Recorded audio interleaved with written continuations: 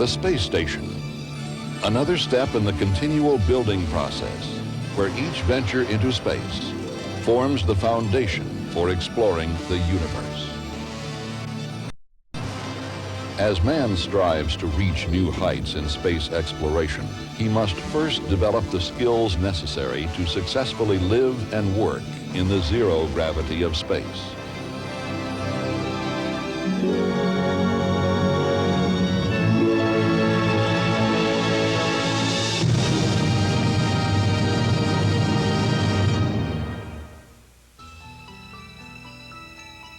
The year is 1973. America's first home in space, Skylab, is in orbit. Throughout the 3 Skylab missions, flight crews conducted a variety of experiments in medicine, Earth observation, engineering, solar physics, and astrophysics. The technology developed during Skylab provided the basis for the design and development of future long-duration space stations. In addition to providing a laboratory for important studies, Skylab marked a significant transition in the spaceflight program. In each Skylab mission, we became workers rather than observers. Skylab also provided a testing ground for techniques and equipment which would be needed for man to work effectively in space. One of the tools tested, the Astronaut Maneuvering Unit, would prove its usefulness on future flights of the Space Shuttle.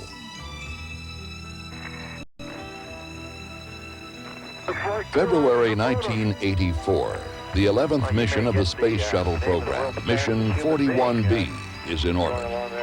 4 miles a second, Bruce. The Astronaut Maneuvering Unit tested on Skylab is now called the Manned Maneuvering Unit, or MMU. Its first checkout in space is about to begin. Okay, here we go. Well, that may have been one small step for Neil, but it's a heck of a big leap for me. Copy that, Bruce. Thank you. Oh, this is really beautiful out here. Here, McCandless was 300 feet out from the spacecraft. He had proven the Manned Maneuvering Unit could be flown in space, and he simulated something very important. He traveled the same distance another astronaut would have to travel 2 months later to get from shuttle to an ailing NASA satellite. 204 feet. On the next shuttle flight, the satellite called Solar Max would be picked up by the shuttle, repaired on orbit in the payload bay, then returned to space. Marvelous machine. Solar Max was launched from Kennedy Space Center, Florida on Valentine's Day, 1980, in the year of the solar maximum, the 1 year out of every 11 that the sun is most active. But within 9 months, Solar Max had developed serious problems. The Solar Max repair mission was a very interesting experience from a number of points of view. For some number of years, a team of people at the Goddard Space Flight Center had championed the idea of designing satellites so that they could be repaired on orbit or retrieved and brought back to Earth for repair. It was a chance to demonstrate the kind of things that both the Goddard people who designed the satellite and we who operate the STS had been saying, that is, that we can do these things on orbit. Satellites that are designed to be repaired on orbit can save a great deal of money because we don't have to bring them back, we don't have to launch them again. Building things so that they can be fixed is going to become a byword of the satellite and space station design of the future. In fact, one of the main reasons for the 41B mission was to test the tools and techniques that would be used to repair Solar Max on the next flight. The plan to capture, repair, and re-release the Solar Maximum spacecraft had been over 2 years in the making. One of the essential elements of this plan was to use the maneuvering unit and this device mounted on the front, known as the T-pad or trunnion pin attachment device, to capture an existing hardpoint on the Solar Maximum spacecraft and to stabilize it for RMS retrieval and repair. In order to lessen the mission risk to the subsequent mission, 41C, we were assigned the task of conducting an MMU test flight and of proving out the trunnion pin attachment device function on our flight. In addition to the activities with the manned maneuvering unit on STS-41B, we had another important piece of equipment to evaluate for the first time, the manipulator foot restraint. The manipulator foot restraint is analogous to the cherry picker that construction and power line crews use, and is basically a foot platform with ski boot-like bindings that you can lock your feet into, that mounts on the end of the remote manipulator arm and can be positioned anywhere in the cargo bay area and hold you in a firm, stable position without expending propellant, as the MMU is required to do, for hours at a time. The manipulator foot restraint carried tool boards equipped with tools such as this modified power tool. On the backside, additional simple hand tools. And I exercised this against a mock-up of the electronics unit and some of the other detailed mechanical tasks that were to be performed by Ox Van Hoften and Pinky Nelson on the subsequent STS-41C flight. Challenger Houston, at this time, West Star is go for deploy. Roger, we'll go for deploy. Unfortunately, Flight 41B was also the mission on which the West Star and Palapa communications satellites failed to reach their expected orbits. Challenger Houston. The deployment of both satellites from Shuttle's payload bay went off without a hitch, but the rocket motor nozzles failed, causing the thrust to be dispersed. Without propulsion, the satellites could not reach transfer orbits. So we had to explain the difference and what the NASA responsibility was, and how the part of the mission during which we had this failure and the equipment that was represented in that failure was really the responsibility of the communications satellite customers that we were flying. NASA provides the shuttle ride, and the customers design, build, and pay for their own satellites and upper stages, somewhat independent of NASA. April 1984, Shuttle Flight 41C on orbit, having rendezvoused with the Solar Max satellite. Challenger Houston through Hawaii, and we've got a good picture of Pinky flying in the bay. Copy that. I'm just doing a little, getting some hands-on time, Jerry. Roger, copy that, and ground's giving you a go for the MMU flyover, and the POX commanding is inhibited until we're on the FSS and tilted. There go, one potato, two potatoes. Maneuvering unit pilot George Nelson made his way over to the satellite. Commander Robert Crippen, pilot Dick Scobie, and mission specialist Terry Hart monitored his progress and the progress of James Van Hoften, waiting in the payload bay. Nelson was having trouble docking with the satellite. The T-pad was not locking onto the trunnion pin, and his attempts were causing the satellite to wobble. His maneuvering unit propellant level was also getting low. He would have to return to the shuttle. Solar Max would have to be grappled instead with the shuttle's robot arm. Nelson headed back in while the crew on board prepared to capture Solar Max. The shuttle was out of range of voice and picture coverage, while Bob Crippen maneuvered the ship and Terry Hart tried grappling the satellite with the robot arm. On the ground, mission controllers anxiously awaited word from the crew. Minutes went by before they got the news. The grapple didn't work. Of course, we were very disappointed we didn't get it. We'd been training for a year, and all of a sudden we were missing it. We ended up, after that fourth attempt that we made, and we still missed, and we were getting real low on fuel. That was when the ground told us they thought that they might be able to stabilize it from the ground. So we backed away and turned it over to the Goddard Space Flight Center in Greenbelt, Maryland. The main thing that we had a problem with was, since it was wobbling, it wasn't pointing the solar rays at the sun. Consequently, the electricity was going down and down and down. Goddard immediately went to an alternate plan for restabilizing Solar Max. A new attitude control program was transmitted up to the satellite's onboard computer. To give as much power as possible to this new stabilizing attempt, Goddard turned off all the heaters, the instruments, and everything else not essential to the stabilizing effort. Solar Max was entering a crucial eclipse on the dark side of the Earth. When Solar Max emerged, its power was almost gone, but it had stabilized considerably.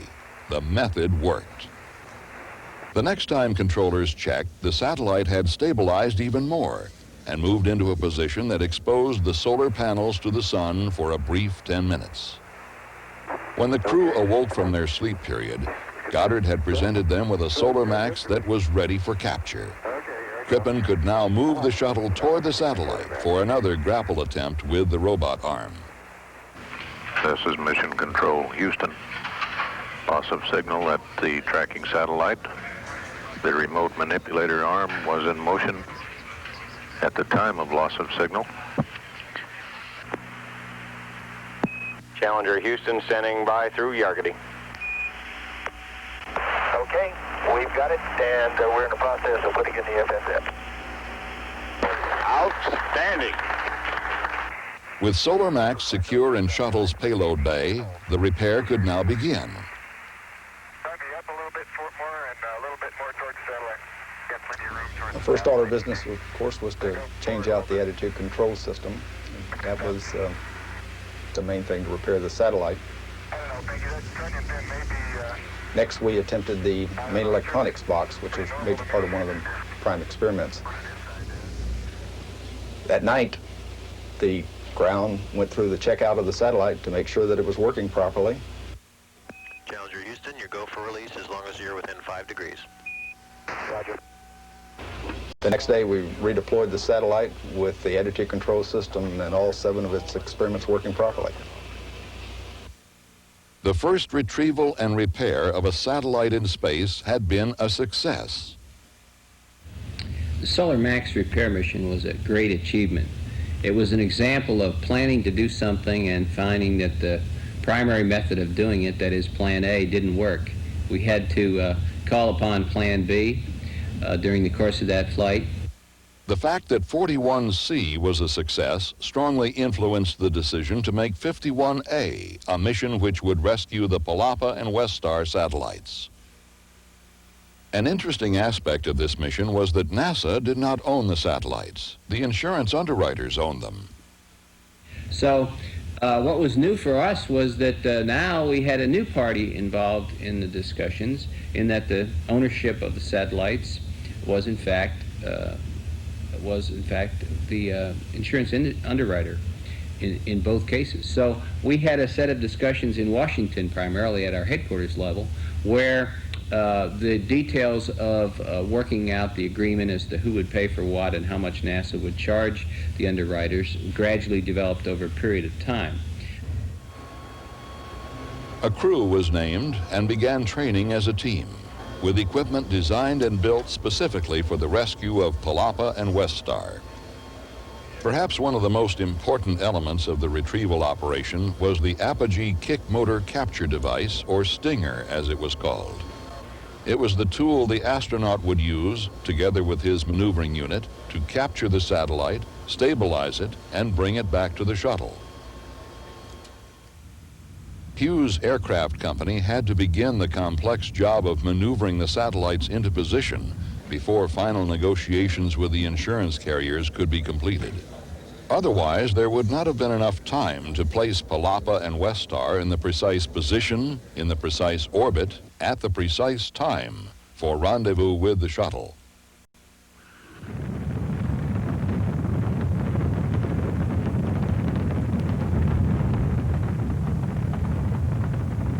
On November 8, 1984, the shuttle and its crew of 5 set out to rescue Palapa and Westar. Palapa was there. Hughes Aircraft Company had lived up to its end of the bargain. Holy mackerel. I am not 20 feet from that satellite. He got about. Maneuvering unit pilot Joe Allen flew over to dock with Palapa, while Commander Rick Houck, pilot Dave Walker, and mission specialist Anna Fisher monitored his progress and the progress of Dale Gardner, waiting in the payload bay. Allen inserted the Stinger device into the satellite, Goggles full. docked, Dot, dot. then, using his maneuvering unit, stabilized the satellite. No gas at all. Fisher moved in with the robot arm Stop the clock. Get in there and grab that thing. Just go get it, Anna. Okay, Admiral. and brought Allen and the satellite back into the payload bay. Okay, and There, Gardner attempted to attach the A-frame device to the satellite.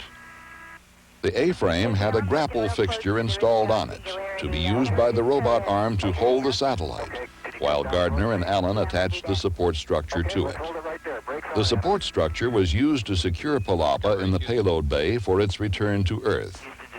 The shuttle went out of range of voice and picture coverage as Gardner attempted to attach the A-frame. Houston, Discovery, we're going to let Dale talk. We got a problem here. Discovery, Houston. Okay, Jerry, here we go. The common bracket clamp will not fit on the satellite. The problem is, between the two octagons, between the two common bracket parts of the satellite, is a structure that's sticking out far enough that it is hitting the cross brace of the common bracket clamp, and it's not a piece of structure I can remove. Okay, understand that, and what are you proposing to do? We are proposing to go to the no A-frame procedure, and I will go up to the BFR in the forward pallet and try the technique perfected by yourself. Okay, we copy Plan B and proceed. Okay. Plan B was a contingency procedure that astronauts Jerry Ross and Pinky Nelson came up with 1 week prior to launch. Unlike Solar Max, Westar and Palapa were not designed to be retrieved. The customers didn't intend ever to see these satellites again, so there was no need to pay for extensive documentation. As a result, mission planners had to anticipate that the drawings would not illustrate all the details. So Joe, upon learning that indeed we're going to Plan B, had to detach himself and the backpack from the satellite, fly into the bay, stow the backpack, and come over and get into a foot restraint into a position such that he would now be able to hold the satellite with his hands. So the Plan B that we chose was the one that required Joe then to take the place of the robot arm to hold the satellite himself with his hands while I performed the functions that needed to be done on the other end of the satellite. And then finally, when that was all done, for us together to berth the satellite into the payload bay, the other function that the robot arm would normally do. Okay, yes, Joe, you can move across. If you got two, you can latch the third, guys. You have it ready back there? 3 latches down and locked. Oh, my goodness. Mission elapsed time 4:05:57:43. All right, we got her. The first satellite was secured in the payload bay, but it had not been an easy task. Perhaps Plan B could be improved upon.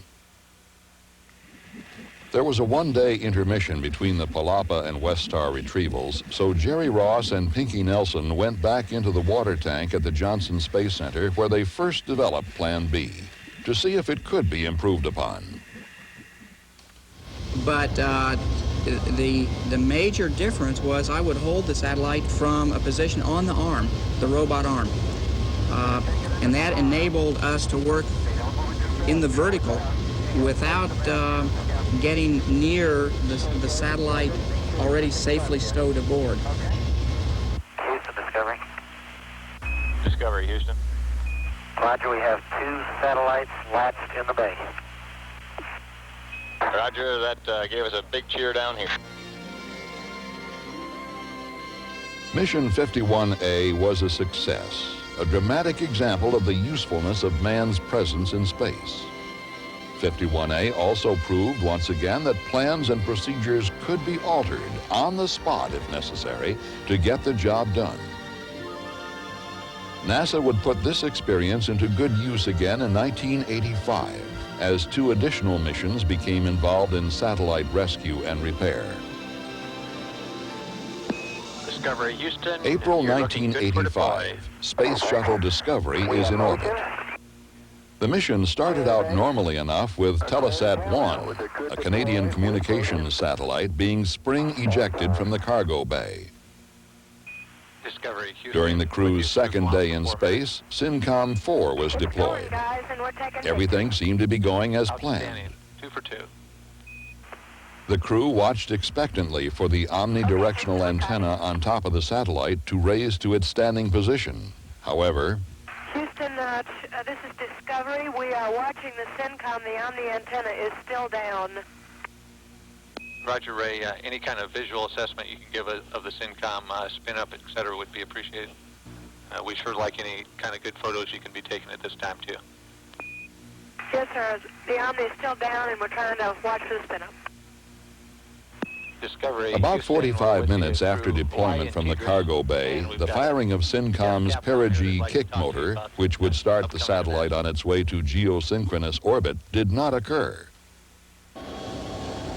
Apparently, a switch lever on the side of the satellite didn't activate when it came out of the cargo bay. So the people on the ground began to search for a way to trip that switch. One thing they had to keep in mind was that anything that we used to actually trip the switch had to be constructed from materials that we already had on board. And what they came up with was a couple of homemade devices, and we called them the lacrosse stick and the fly swatter.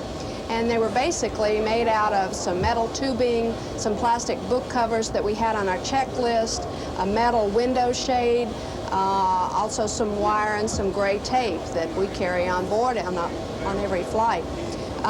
The devices were going to be attached to the end of the robot arm. The whole procedure for making and using these devices went through a trial run on the ground. They did runs in the weightless environment training facility where the spacesuit procedures are tested. They did some work in the arm training facility with a mock-up of the SYNCOM satellite to see actually what would work. The mission was extended for a couple of days so we could rendezvous with the satellite. And during that time, Mission Control sent up a massive amount of information on the teleprinter. That included detailed instructions for building the fly swatter and, in fact, an entire rendezvous checklist. A lot more fun than listening to bell sounds. Mission specialists Jeff Hoffman and David Griggs prepared for the EVA, while mission specialist Ray Seddon maneuvered the robot arm into a convenient place for Hoffman and Griggs to attach the fly swatter devices to the end effector. 1082, Jerry. Howdy, we got a good picture of you. Okay. Jeff, I want to caution you that you're getting your pliss and maybe the helmet into the fly swatter there. You got to be careful that you don't get those things bent up. Oh, okay. I'll try to move around. Easy, hold it, Jeff. Don't do anything. Okay. And Discovery Houston, you just got a round of applause. Thanks for the work. Hey, you're welcome. The next day, Commander Carol Bodko and pilot Don Williams maneuvered the shuttle into position for the rendezvous with SYNCOM. I guess there was some question as to whether the arm could be used in this way. We were using some rather primitive tools on the end of the arm to see if we could tug on a separation switch and activate a satellite. We counted at least 3 really good whacks at it, but then the window of time in which correct activation was possible ended. Since we'd made hard contact with the switch, we had to back off from it in case the booster rocket was going to fire. The Omni antenna never did come up, but NASA decided that further attempts would not be made to try and trip the switch. On the ground, Hughes Aircraft Company engineers performed an extensive failure analysis during the weeks that followed Mission 51D. This analysis led to the development of 2 separate electronics units designed to activate the dormant satellite. In the months following Mission 51D, NASA and Hughes agreed to develop plans for a shuttle mission to attempt to salvage SYNCOM. This joint effort was based largely on experience gained by NASA during the Solar Max repair mission and the retrieval of Palapa and Westar. 1, ignition, and liftoff. Liftoff of A-51I. On August 27, 1985, Space Shuttle Mission 51I was launched. Among the objectives of this mission was to capture and repair the ailing SYNCOM satellite. On Flight Day 2, maneuvers to rendezvous with SYNCOM began. Once rendezvous operations were completed, the salvage and repair process could begin. Mission specialists James Ox Van Hoften and Bill Fisher prepared for the repair in the cargo bay, while mission specialist Mike Lounge operated the robot arm. And Commander Joe Engel and pilot Richard Covey monitored their progress. Bill Fisher describes the operation. Ox secured himself in the foot restraints that were located on the end of the robot arm and was then moved into position to grab the satellite. Once Ox had gained manual control of the satellite, he was able to move it simply by pushing and turning it. At the controls of the robot arm, Mike carefully maneuvered Ox with the satellite in hand down toward me in the payload bay. I went to work repairing the satellite. This included some rewiring and also the installation of some electronics boxes, which would enable us to deploy the Omni antenna and also to establish communication between the satellite and Hughes Ground Control. Okay, Omni deploy, fire. Omni, fire. Here she comes. Looking good. Looking good, buddy. All right. Bye-bye. This is Mission Control. Today's extravehicular activity lasted 7 hours and 8 minutes. This broke the previous record by 1 minute. The repairs required for SYNCOM were time-consuming, and 2 EVAs were required to complete the job. On the second EVA, we installed a new Perigee kick motor cover, removed the safe and arming pins, and set the timers on the electronics box that would eventually allow Hughes Ground Control to communicate with the satellite. We then installed a spin-up bar for Ox. On the end of the robot arm, Ox used the spin-up bar to position the satellite and then gave it a push to start the necessary rotations. Okay, we copy. That's great work, everybody. I can still see the timers blinking. It works. Yeah, I do too. The mission had been a success. Once again, NASA had demonstrated the skills necessary to efficiently work in space. And I think we're going to find in the future that the whole concept of repairing things and maintaining them is just going to become a gradually more and more accepted idea that will make the space program just that much more robust and that much more inexpensive. It will cut some of the expense in the space program. Experiences gained on Skylab and these space shuttle missions are the foundation on which space station operations of the future will be built. With the combination of a manned base and automated systems, the servicing of satellites will become routine, as will the deployment and operation of scientific instrument platforms. Capabilities not yet dreamed of, a future within our reach, as we continue to build towards new heights.